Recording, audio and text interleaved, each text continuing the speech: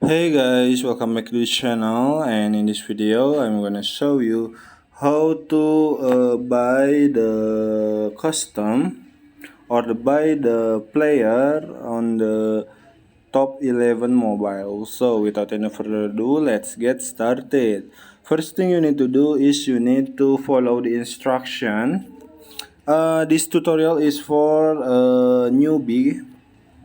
If you are not a newbie, you can skip this tutorial because it's a very newbie tutorial to buy the player, okay?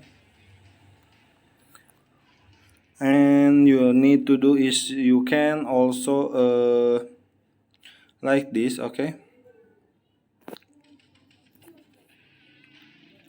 And now you need to wait until the is over, okay, like this. And you are already buy a new player, and here it is. I hope this video was helpful for you guys. If you like the video, you can like, comment, and share, and also subscribe to the channel you haven't done that already. And if you have a questions, you can leave it in the comment section down below. Thank you so much for watching, and bye.